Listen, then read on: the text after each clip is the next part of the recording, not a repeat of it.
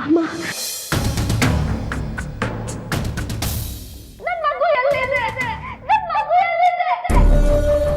ನಮ್ಮ ಮಗು ಸತ್ತೋಯ್ತು.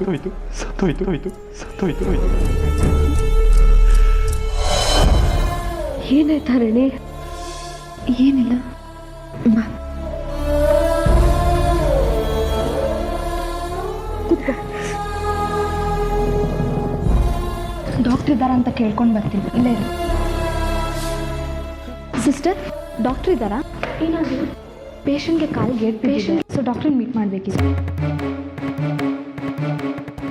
ಬೆಳ್ಳಿ ನಂಬರ್ 2ಗೆ ಹೋಗ್ಬೇಕಂತ ಬಾ.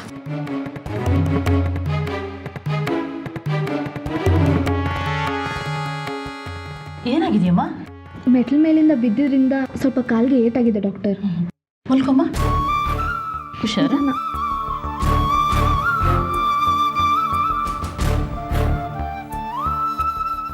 ಏನು ಹೆಸರು?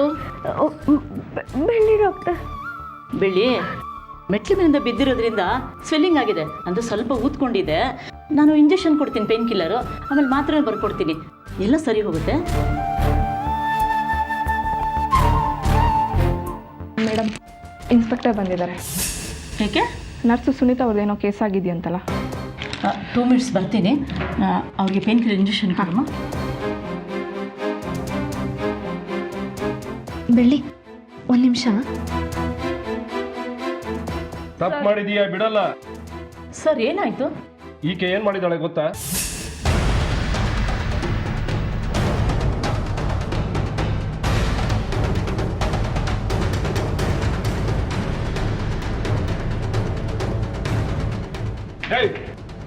ಅಕ್ಕ ಪ್ಲೀಸ್ ಅಕ್ಕ, ನೀವಾದರೂ ಹೇಳಿ ಅಕ್ಕ ಅವ್ರಿಗೆ. ಮಾಯಿನ ಮಾತು ಕೇಳಿಕೊಂಡು ಕರುಣಿ ಮಗನ ಸಾಯಿಸ್ತಲ್ಲ, ಅದ್ರ ಕರ್ಮನೇ ನೀನು ಅನುಭವಿಸ್ತಿರೋದು.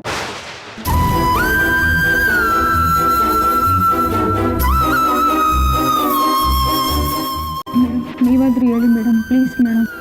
ಸರ್, ಪ್ಲೀಸ್ ಸರ್, ನಮ್ಮ ಹಾಸ್ಪಿಟಲ್ ರೆಪ್ಯುಟೇಷನ್ ಹಾಳಾಗೋಗುತ್ತೆ.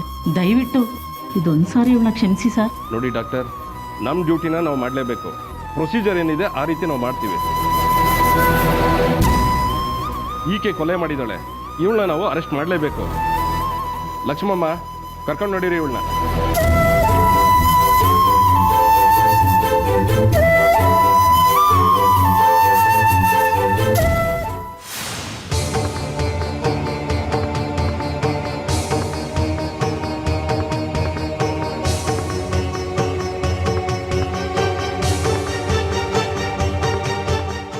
ನನ್ನ ಮಗುಗೇನಾಯ್ತು ಅಂತ ನಿಜ ಹೇಳಿ.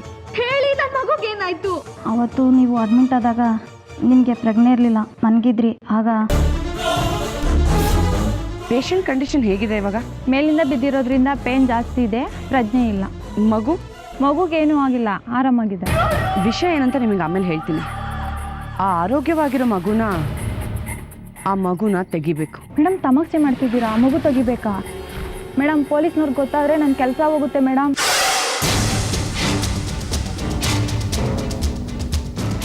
ಸರಿ ಮೇಡಮ್, ನೀವು ಹೇಳ್ದಂಗೆ ಮಾಡ್ತೀನಿ. ಹರಿಣಿ ಮೇಲಿಂದ ಬಿದ್ದಿದ್ರಿಂದ ಮಗು ಹೊಟ್ಟೆಲ್ಲೇ ಸತ್ತೋಯ್ತು ಅಂತ ಎಲ್ಲರೂ ನಂಬಬೇಕು. ಇಲ್ಲ, ಅವ್ರು ನಂಬೋ ಹಾಗೆ ನೀನು ಮಾಡಬೇಕು. Okay madam. ಕೆಲಸ ಎಲ್ಲ ಮುಗಿದ ಮೇಲೆ ಇನ್ನೂ ಸ್ವಲ್ಪ ದುಡ್ಡು ಕೊಡ್ತೀನಿ. ಆದರೆ ಈ ವಿಷಯ ಯಾರಿಗೂ ಗೊತ್ತಾಗಬಾರ್ದು. ಹುಷಾರ್. ನಿಮಗೆ ಗೊತ್ತಿಲ್ಲದೆ ನಿಮ್ಮ ಮಗುನ ತೆಗ್ದುಬಿಟ್ರು ಮೇಡಮ್.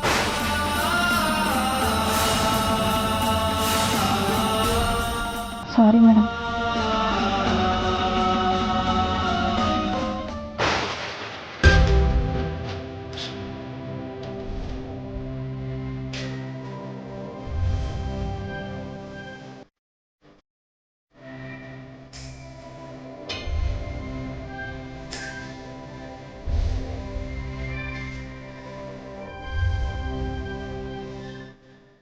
ಬೆಳ್ಳಿ ಮೇಲೆ ದ್ವೇಷ ಇರ್ಬೋದು, ನನ್ನ ಮೇಲೂ ದ್ವೇಷ ಇರ್ಬೋದು. ಆದರೆ ಏನು ಅರಿದಿರೋ ನನ್ನ ಕಂದ ಅವ್ರಿಗೆ ಏನು ಮಾಡಿತ್ತು? ಭೂಮಿಗೂ ಬರೋಕ್ಕಿಂತ ಮುಂಚೆ ಕಸದ ಥರ ಬಿಸಾಕಿದಾಳೆ. ನೀನು ದುಡ್ಡು ಕೊಟ್ಟು ಅನ್ಯಾಯವಾಗಿ ನನ್ನ ಮಗುನ ಸಾಯಿಸ್ಬಿಟ್ಟಿಯಲ್ಲೇ. ನಮ್ಮ ಮನೆಯವ್ರಿಗೆ ಯಾಕೆ ವಿಷಯ ಗೊತ್ತಾಗ್ತಿಲ್ಲ?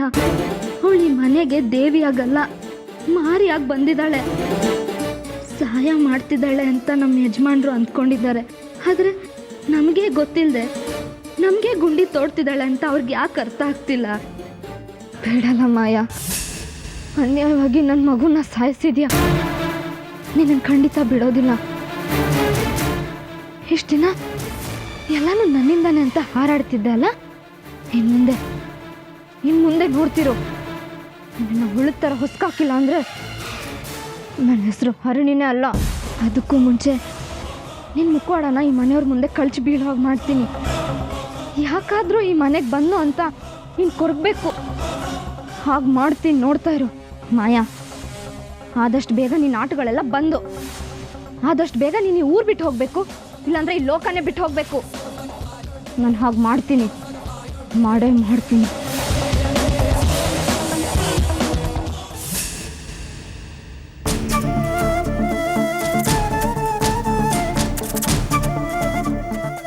ಹರಣಿ, ಏನಾಯ್ತು? ಯಾಕೆ ಕಣ್ಣಲ್ಲಿ ಏನೂ ಇಲ್ಲ, ಕಣ್ಣಿಗೆ ಧೂಳು ಬಿತ್ತಷ್ಟೆ. ಡಾಕ್ಟ್ರ್ ಏನಂದ್ರು? ಈ ಮಾತ್ರೆಗಳು ಕೊಟ್ಟಿದ್ದಾರೆ. ಸರಿ, ಹೋಗ್ತಾ ತಗೊಂಡೋಗೋಣ ಬಾ.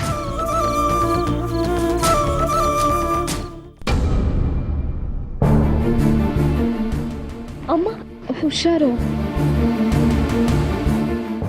ಮಲಗುತ್ತಿದೆ ಹರಣಿ. ಸರಿ, ಹೋಗುತ್ತೆ.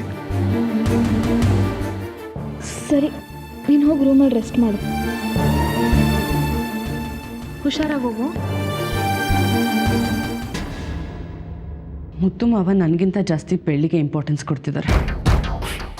ಮೊದಲು ಅವಳನ್ನ ಈ ಮನೆ ಬಿಟ್ಟು ಕಳಿಸ್ಬೇಕು. ರೀ, ಎಲ್ಲಿದ್ದೀರಾ ರೀ? ಯಾಕೆ ಕಿರ್ಚ್ಕೋತಿದ್ಯಾ? ಇದು ಮನೆ, ದನದ ಕೊಟ್ಟಿಗೆ ಅಲ್ಲ. ಅದಕ್ಕೆ ನಿಮ್ಮ ಹತ್ರ ತುಂಬ ಮುಖ್ಯವಾದ ವಿಷಯ ಮಾತಾಡಬೇಕು.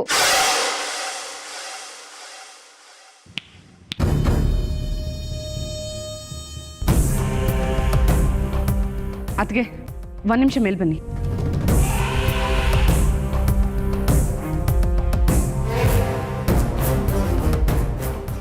ಮೊದಲು ಮಾಯಾ ಕರೀತಿದ್ದಾಳೆ, ಅದೇನಂತ ಕೇಳ್ಕೊಂಬಂದು ಆಮೇಲೆ ನಿನ್ನ ಮಾತು ಕೇಳ್ತೀನಿ. ಏನು ಮಾಯಾ? ಅದಕ್ಕೆ ಬೆಳ್ಳಿ ಹರಣಿ ಯಾವುದೇ ಕಾರಣಕ್ಕೂ ಜೊತೆಗಿರಬಾರ್ದು. ಮುತ್ತು ಮಾವ ಅವಳನ್ನ ಮನೆ ಬಿಟ್ಟು ಕಳಿಸೋ ನೀವು ಮಾಡಲೇಬೇಕು. ಅದು ಹೇಗೆ ಮಾಡ್ತಾರೆ ಏನು ನನಗೆ ಗೊತ್ತಿಲ್ಲ. ಬೇಗ ಹೋಗಿ. ಆಯಿತು. ಅದಕ್ಕೆ ನಾನು ತುಂಬ ಮುಖ್ಯವಾದ ವಿಷಯ. ಮಾಯಾ ನನಗೆ ಒಂದು ಮುಖ್ಯವಾದ ಕೆಲಸ ಹೇಳಿದಾಳೆ. ಮೊದಲು ಆ ಕೆಲಸ ಮಾಡಬೇಕು. ಜಾಗ ಬಿಡು. ಅದಕ್ಕೆ ನಾನು ಹೇಳಕೊಟ್ಟಿರೋ ವಿಷಯ ಏನು? ತಗೊಂಡೋಗಿ ತಿಪ್ಪೆಗೆ ಬಿಸಾಕೆ. ನೀನು ಇನ್ನೇನು ಹೇಳ್ತೀಯಾ? ಯಾರ ಬಗ್ಗೆನೋ ಚಾಡಿ ಹೇಳ್ತೀಯಾ? ಇಲ್ಲಾಂದ್ರೆ ಆ ಬೆಳ್ಳಿ ಪರ ವಹಿಸ್ಕೊಂಡು ಮಾತಾಡ್ತೀಯಾ? ಜಾಗ ಬಿಡು.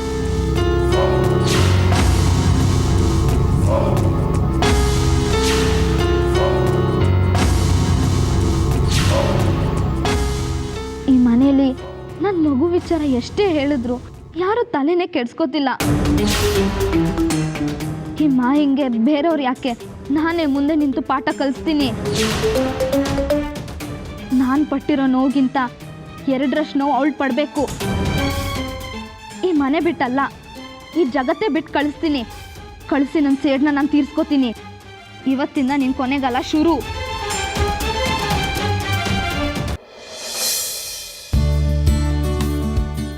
ಮಾವ ಇವಾಗ ಬಂದ್ರಾ? ಮನೇಲಿ ಎಲ್ಲರೂ ಚೆನ್ನಾಗಿದ್ದಾರಾ ಮಾವ?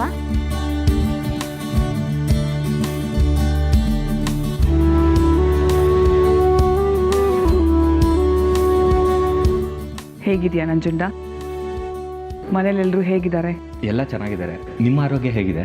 ನೀನೇ ನೋಡ್ತಾ ಇದೆಯಲ್ಲಪ್ಪ.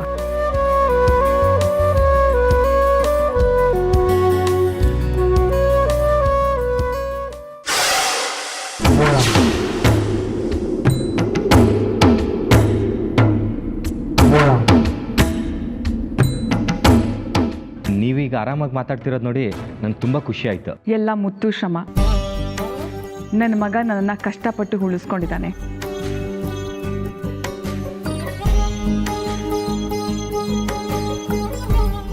ಹರಣಿ ಅಪ್ಪ ಅಮ್ಮ ತೀರ್ಕೊಂಡು ಹತ್ತತ್ರ 20 ವರ್ಷ ಆಯಿತು. ಅವ್ರ ತಿಥಿ ಕಾರ್ಯ ಮಾಡಬೇಕು ಅಂತ ಅಪ್ಪ ಅಮ್ಮ ಅಂದ್ಕೊಂಡಿದ್ದಾರೆ. ಹಾಗೆ ಅನ್ನದಾನನೂ ಮಾಡಬೇಕು ಅಂತ ತೀರ್ಮಾನ ಮಾಡ್ಕೊಂಡಿದ್ದೀವಿ. ತುಂಬ ಒಳ್ಳೆ ಕೆಲಸ ಮಾಡ್ತಾ ಇದ್ದೀರಾ ನಂಜುಂಡಿ. ಕೆಲಸ ತುಂಬ ಜಾಸ್ತಿ ಇರುತ್ತೆ. ಅದಲ್ಲದೆ ಮನೆಯವರೆಲ್ಲ ಒಟ್ಟಿಗೆ ಸೇರಿದಾಗುತ್ತೆ. ಹಳ್ಳಿನೂ ಮನೆಗೆ ಬಂದರೆ ಅತ್ತಿಗೆಗೂ ಅಮ್ಮನಿಗೂ ಸಹಾಯ ಮಾಡ್ದಂಗೆ ಆಗುತ್ತೆ. ಅದಕ್ಕೆ ಹಳ್ಳಿನ ಮನೆಗೆ ಕರ್ಕೊಂಡು ಹೋಗೋಣ ಅಂತ ಬಂದೆ.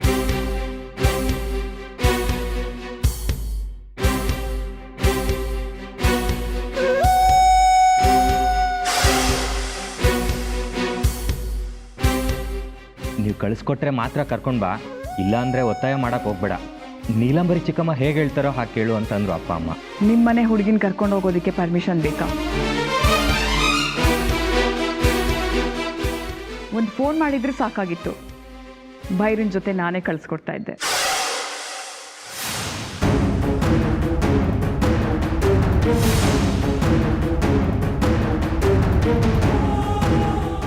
ಹೌದು, ಬೈರ ಇಲ್ಲಿ ಕಾಣಿಸ್ತಾ ಇಲ್ಲ. ಇಲ್ಲೇ ಕೆಲ್ಸದ ಮೇಲೆ ಪಕ್ಕದೂರ್ಗೆ ಹೋಗಿದ್ದೆ.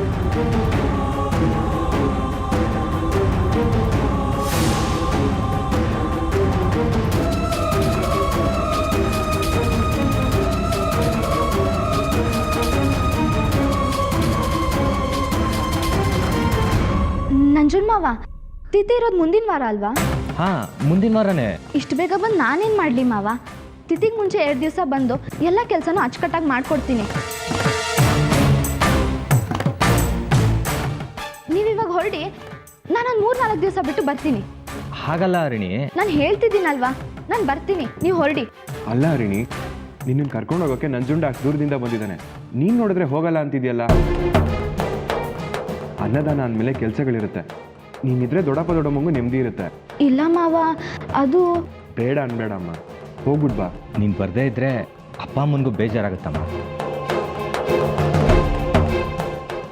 ಅದಲ್ಲದೆ ನೀನೇ ಇರದೇ ಇದ್ರೆ ಊರಿನ ಜನ ಏನು ಅನ್ಕೋತಾರೆ ಹೇಳು? ಕರಿತಾ ಇದ್ದಾರಲ್ವಾ, ಹೋಗ್ಬಿಟ್ ಬಾ.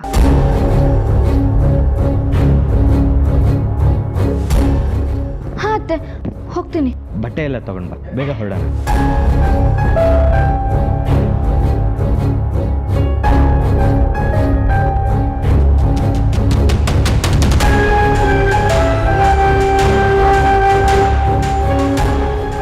ಎಲ್ಲ ಹೆಣ್ಮಕ್ಳಿಗೂ ತವ್ರ ಮನೆಗೆ ಹೋಗ್ಬಿಟ್ ಬಾ ಅಂದರೆ ತುಂಬ ಖುಷಿ ಪಡ್ತಾರೆ.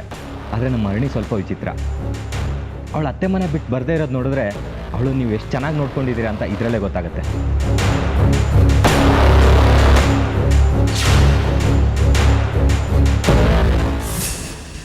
ಬೆಳ್ಳಿ, ಹುಷಾರು. ನಂಜುನ್ ಮಾವ ಬಂದಿರೋದು ನೋಡಿದ್ರೆ ಏನೋ ಪ್ಲ್ಯಾನ್ ಮಾಡ್ಕೊಂಡು ಬಂದಿದ್ದಾರೆ ಅಂತ ನನಗನ್ನಿಸ್ತಿದೆ. ನಿನ್ನ ಮನೇಲಿ ಬೇರೆ ಒಬ್ಬಳೇ ಇರ್ತೀಯ. ಸುತ್ತಮುತ್ತ ಏನು ನಡೀತಿರುತ್ತೆ ಅಂತ ಸ್ವಲ್ಪ ಕಣ್ಣು ಹಾಯಿಸು. ನನ್ನ ಫೋನ್ನ ಪಕ್ಕದಲ್ಲೇ ಇಟ್ಕೊಂಡಿರ್ತೀನಿ. ಏನಾದರೂ ಇದ್ರೆ ಫೋನ್ ಮಾಡು. ಆಮೇಲೆ ಟ್ಯಾಬ್ಲೆಟ್ಸ್ನ ಟೈಮ್ಗೆ ತಗೋ, ಇಲ್ಲಾಂದರೆ ನಿನ್ನ ಕಾಲು ನೋವು ಬೇಗ ಗುಣ ಆಗಲ್ಲ. ಮತ್ತೆ ಹೇಳ್ತಿದ್ದೀನಿ, ಏನಾದರೂ ಇದ್ರೆ ಫೋನ್ ಮಾಡು. ಫೋನ್ ಮಾಡ್ತೀನಿ ಹರಿಣಿ, ನೀನು ಹುಷಾರಾಗಿ ಹೋಗ್ಬಾ. ಸರಿ.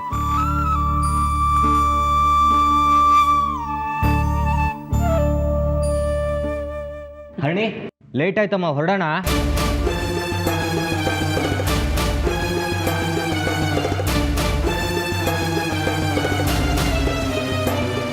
ಹುಷಾರಾಗಿ ಹೋಗ್ಬಿಟ್ಟು ಬನ್ನಿ. ದೊಡ್ಡಪ್ಪನ ದೊಡ್ಡಮ್ಮನ ಕೇಳಿದೆ ಅಂತ ಹೇಳು.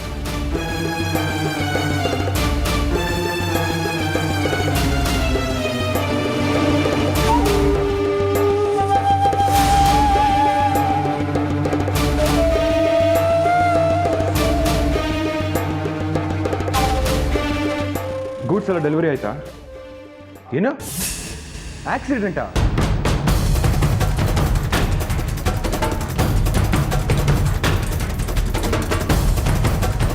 ಸರಿ, ನಾನೀಗಲೇ ಬರ್ತೀನಿ. ಏನಾಯ್ತು ಮುತ್ತು? ಚಿಕ್ಕಮ್ಮ, ಅದು ಬಳ್ಳಾರಿಗೆ ಗೂಡ್ಸ್ ಕಳಿಸಿದ್ವಲ್ಲ, ಹೋಗ್ತಾ ದಾರಿಲಿ ಆಕ್ಸಿಡೆಂಟ್ ಆಗಿದೆಯಂತೆ.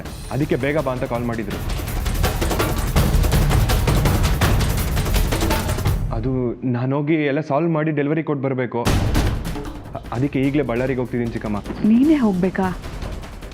ಬೇರೆಯವ್ರನ್ನ ಕಳಿಸಿದ್ರೆ ಆಗಲ್ವಾ? ಅದು ಗಾಡಿ ಗೂಡ್ಸ್ ಎಲ್ಲ ನಮ್ಮ ಹೆಸರಲ್ಲೇ ಇದೆ ಚಿಕ್ಕಮ್ಮ, ಅದಕ್ಕೆ ನಾನು ಹೋಗಲೇಬೇಕು. ಮಾವ, ನೀವು ವಾಪಸ್ ಬರೋದು ಎಷ್ಟು ದಿನ ಆಗುತ್ತೆ? ಒಂದು 2-3 ದಿವಸ ಆಗ್ಬೋದು ಮಾಯಾ. ಹರಿಣಿನೂ ಇಲ್ಲ, ಈಗ ಮುತ್ತು ಮಾವನೂ ಹೋಗ್ತಿದ್ದಾರೆ.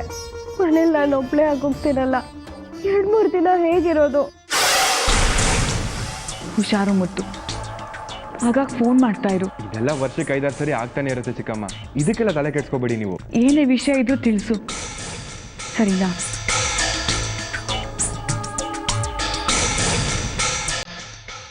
ಮುತ್ತು ಮಾವ, ಒಂದೇ ಒಂದ್ಸರಿ ನನ್ನ ಕಡೆ ನೋಡಿ ಮಾವ. ಹೋಗ್ಬರ್ತೀನಿ ಬೆಳ್ಳಿ ಅಂತ ಹೇಳಿ ಮಾವ.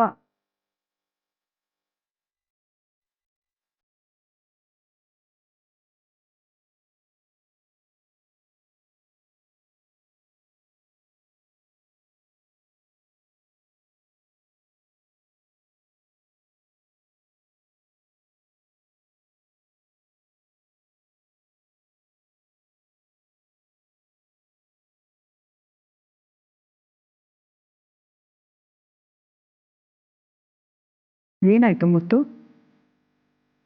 ಏನಾದರೂ ಮರೆತ್ಯಾ? ಏನಿಲ್ಲ ಚಿಕ್ಕಮ್ಮ.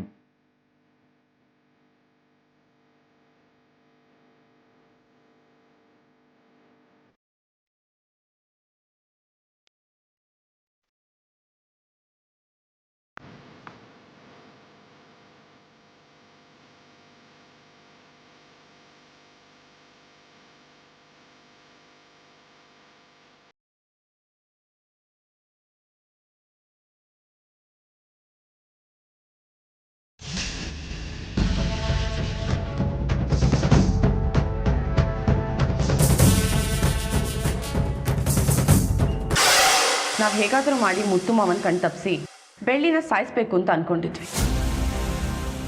ಆದರೆ ಆ ದೇವರು ನೀವಿಷ್ಟೆಲ್ಲ ಯಾಕೆ ಕಷ್ಟಪಡ್ತೀರಾ, ನಾನೇ ಮುತ್ತು ಮಾವನ ಬೇರೆ ಊರಿಗೆ ಕಳಿಸ್ತೀನಿ ಅಂತ ನಮಗೆ ವರ ಕೊಟ್ಟಿದ್ದೆ. ಈಗ ನಮ್ಮ ಕೆಲಸ ಇನ್ನಷ್ಟು ಈಸಿ ಆಯ್ತಲ್ವ ಅತ್ತೆ? ಈಸಿ ಏನೋ ಆಯಿತು. ದೇವರು ನಮಗೆ ಸಹಾಯ ಮಾಡಿದಾಗೆ ಬೆಳ್ಳಿ ತಪ್ಪಿಸ್ಕೊಳ್ಳೋಕ್ಕೂ ಒಂದು ವರ ಕೊಟ್ಟೇ ಇರ್ತಾನಲ್ವಾ. ಮೊದಲು ನಾವು ಅದು ನಡೀದೇ ಇರೋ ಹಾಗೆ ತಡಿಬೇಕು. ಅಕ್ಕ, ಪ್ರತಿ ಸಲನೂ ನಾವು ಅಂದ್ಕೊಳ್ಳೋದೇ ಒಂದು, ಅದಾಗೋದೇ ಒಂದು. ಈಗ ಏನು ಮಾಡಬೇಕು ಅಂತ ಹೇಳಕ್ಕ? ಮನೆಯಿಂದ ಹೊರಗಡೆ ಹೋದರೆ ತಾನೇ ಅವಳು ತಪ್ಪಿಸ್ಕೊಳ್ಳೋದು. ಮನೆ ಒಳಗಡೆನೆ ಅವಳ ಕತೆ ಮುಗಿಸಿದ್ರೆ ಆಯಿತು. ಅಕ್ಕ, ಮನೆ ಒಳಗಡೆನಾ? ಕಷ್ಟ ಆಗಲ್ವಕ್ಕ? ಅತ್ತೆ, ಮುತ್ತು ಮಾವಂಗೆ ಡೌಟ್ ಬರಲ್ವಾ? ಮನೇಲಿ ನಾವೆಲ್ಲರೂ ಇದ್ದರೆ ತಾನೇ ಮುತ್ತಿಗೆ ಡೌಟ್ ಬರೋದು. ಅಂದರೆ ಚಿತ್ರನ್ ಸಾಯಿಸ್ದಾಗ ಅಮ್ಮ? ಹೌದು, ಚಿತ್ರನ ಬಾಯಿಗೆ ವಿಷ ಹಾಕಿ ಕೊಂದ ಹಾಗೆ ಇವಳು ಬಾಯಿಗೂ ವಿಷ ಹಾಕಿ ನಾವು ಕೊಲ್ಲಬೇಕು. ಪ್ರಾಣ ಹೋಗೋವರೆಗೂ ಕಾದಿದ್ದು ಪ್ರಾಣ ಹೋದ ಮೇಲೆ ಅವಳನ್ನು ಹೂತು ಹಾಕಬೇಕು.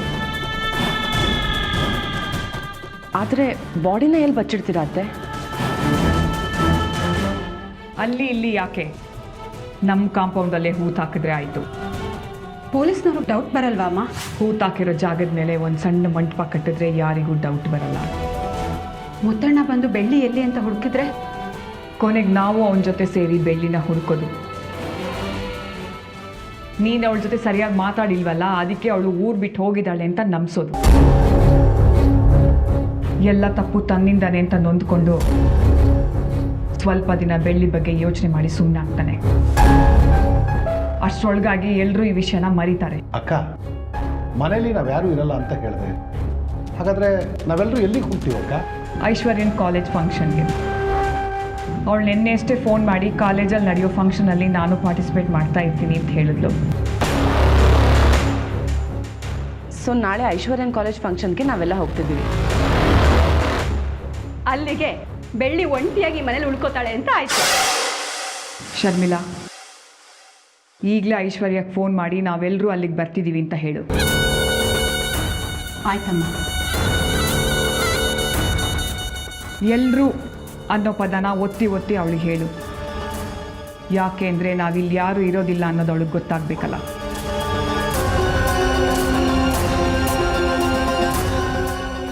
ಯಾಕೆಂದರೆ ಸಾಕ್ಷಿ ಹೇಳೋದಕ್ಕೆ ಯಾರೂ ಇರಬಾರ್ದು.